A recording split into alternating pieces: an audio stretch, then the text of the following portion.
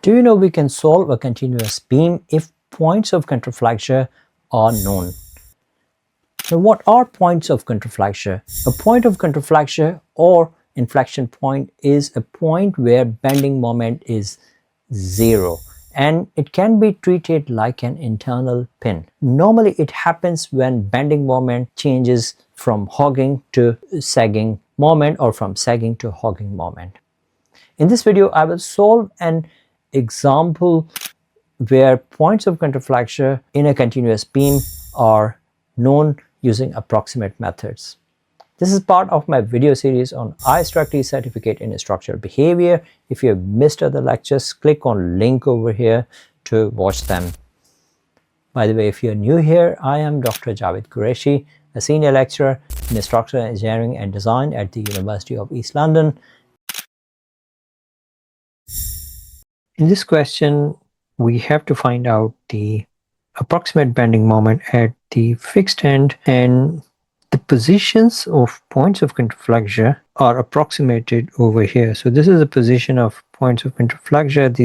These are 1 meter away from supports on both ends, and we are given this point of contraflexure, and we have to find out the approximate bending moment at the fixed end. It means that we have to find out this reaction at the fixed end.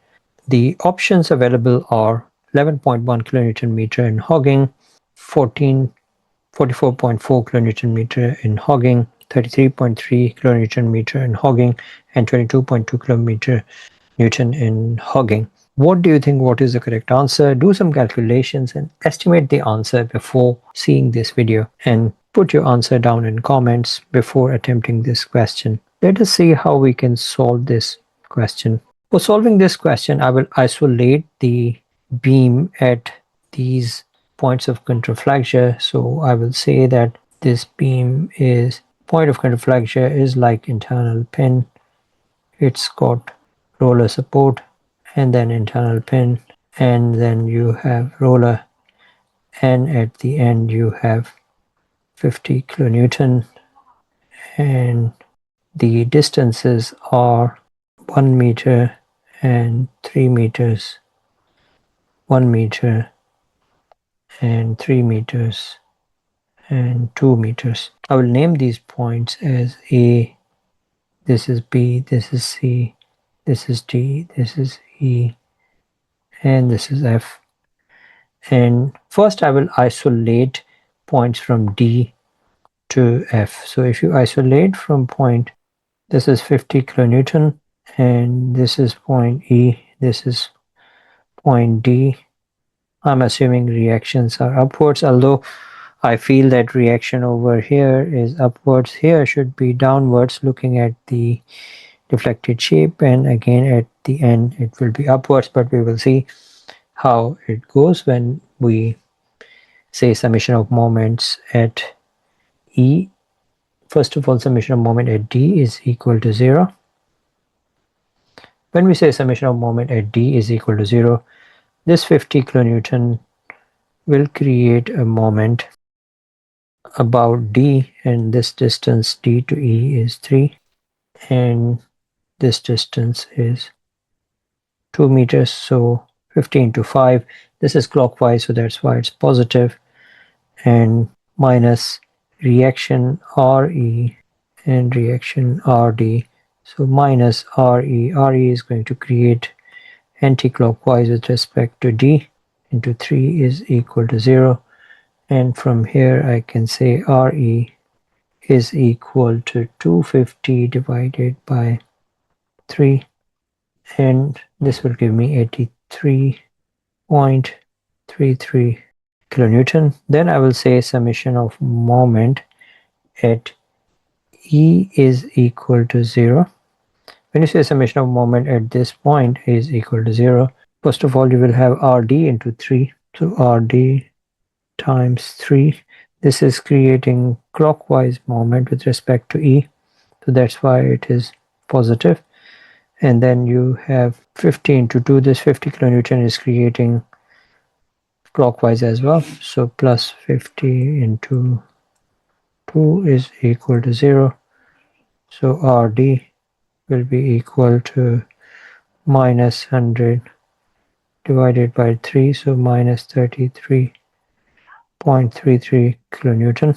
So the reaction over here at D is downward because negative 33.33 kilonewton, and the reaction, this is D, this is E, at support is 83.33 kilonewton, and we had a downward load. Now once we have got these at D, we have downward load.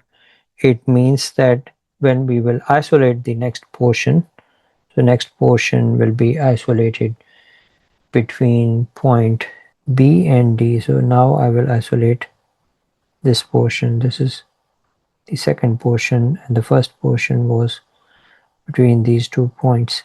So now if the load applied at D on right side is downwards, on left side it will be upwards. So if I isolate this, it will look like this. We have B and C, and because the reaction here is downwards, so that is the reason the force will be upwards over here at point D, and that will be 33.33 kilonewton. Now these two reactions RC and RB, these are unknowns. And then again I will apply the same logic. Summation of moment at B is equal to 0, and the distance is 3 meters here, and distance is 1 meter here between BC and D. So moment at B, so it will create 33.33 will create anti-clockwise moment with respect to B, and again RC will create anti-clockwise as well. So minus RC times 3, this is equal to 0, and RC will be negative, minus 133.2 divided by 3. This will give me minus 44.44 kilonewton. Once I've got RC, then I will say summation of moment at C is equal to 0. So this will create RB into 3. RB is here, and it is creating clockwise moment, and again this force is creating anti-clockwise moment with respect to C. So 33.33 times 1 is equal to 0. So from here RB will be equal to 33.33 divided by 3. This will give me 11.11 kilonewton. And finally I will isolate this portion, this one where I have reaction at B. So reaction at B is upwards, but now because I've isolated it, it will act as a downward force, because at a pin, if on one side you have upward force, on the other side it has to be downwards, 11.11 kilonewton, and here I have 1 meter, and this point is, this is B and this is A, and reaction over here will be 11.11 as well, and moment at this point will be 11.11. On right side it is creating 11.11 times 1. The resisting moment is going to be in hogging, so that's why it's negative, so it will be negative 11.11 kilonewton meters. So we have hogging moment. So the moment at the end is 11.11 in hogging. Let's see what options do we have. So we have 11.1 in hogging and 14.4. So the correct option is option A, 11.1 kilonewton meter in hogging. Option B is incorrect, option C is incorrect, and option D is incorrect as well.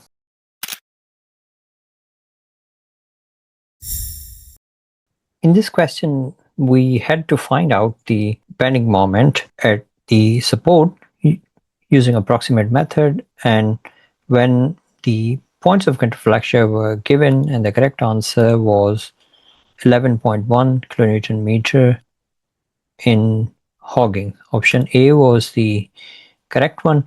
Let us see if we don't have points of contraflexure, and if we analyze this using exact method using S-frame, what happens. So click on new and Q175. Next, next, next, next, next. I want to start from scratch. Finished.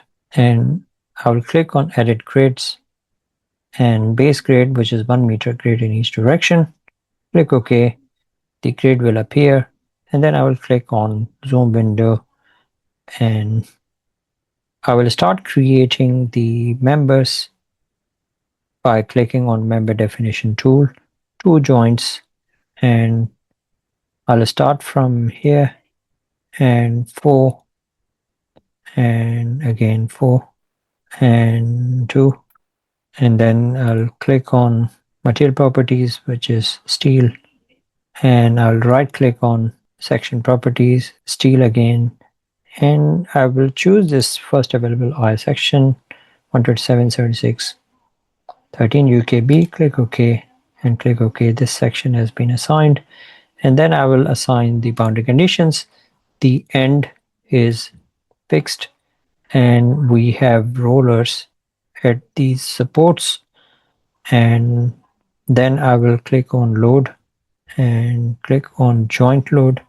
At the end we have 50 kilonewton, so I will say minus 50. Minus 50 is already written, and I will apply this and load, and then click analysis, click OK, and it's been analyzed now. Deflected shape, you can see deflected shape is pretty much the same. And reactions, the thing which I'm interested in is reactions. So we have anti-clockwise reaction. We have reaction of 13.8, which is slightly different to what we got from the approximate analysis. From approximate, it was 11.1 kilonewton meter. Here we have 11.1 kilonewton meter in hogging, and through exact analysis we have got 13.84, and the reason is that if you have a look at point of contraflexure, if you have a look at bending moment diagram, the assumed point of contraflexure was 1 meter away, and here it is about maybe 1.1 meter away, and if I click on here, it is about 0.9 meter away. So that will have knock-on effect on the end bending moment, which is here. The end bending moment is 13.8 in hogging. That's the resisting moment as well. And you saw that by analyzing it using exact method, there was a little difference in moment. Thanks for watching this lecture today. If you have missed any of the lectures in this series, IStructE Structural Behavior, click on this link or scan this barcode to watch other lectures. Now I have over 50 lectures in this series, so feel free to watch it.